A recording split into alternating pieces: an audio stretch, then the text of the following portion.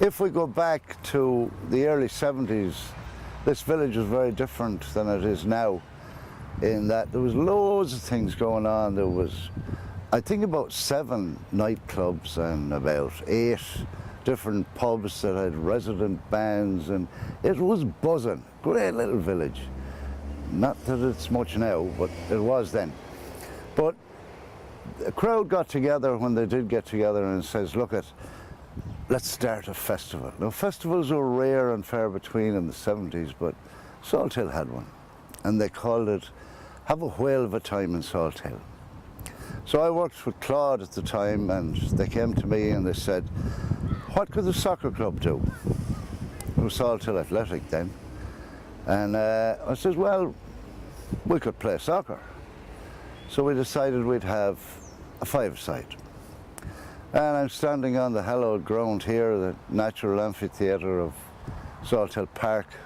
And the first year was a bit of a disaster. It wasn't great or whatever. And we said, well, for year 2, we'd really get stuck in and make it something else. So we decided we'd have a national 5-a-side. And the first year we had maybe 32 teams or something, and the next year it was doubled. Next year it was serious. We had teams from all over the place. And we were getting the first few teams from outside the country. And then it got a very serious competition, and it got a name, and you know, these things go. Now, the Whale of a Time in Salt Hill, well, I think that was around the time that our local merchants here got a bit, you know, Mayfainer, and the Whale of a Time was lost. Our few bobbin was lost, and as well as shooting themselves in the foot, they shot the whale into fish fingers.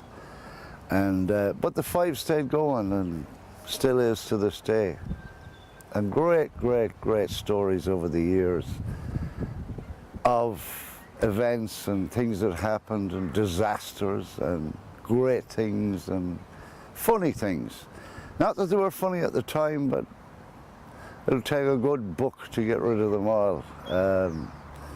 Few that come to mind, we had a team one year from, I think they were Swedes.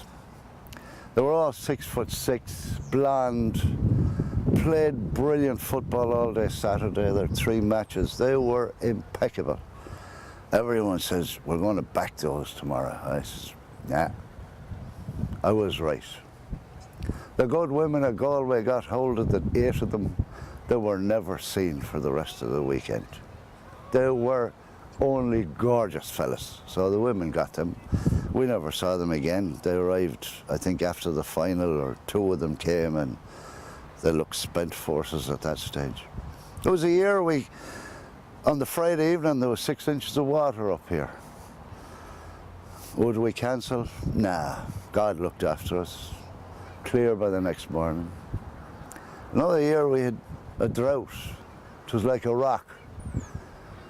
So we went to the fire brigade, we got out a hose.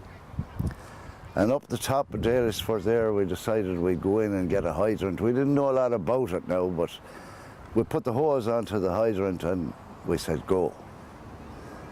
Well, we didn't get much water onto the pitch because the whole thing blew.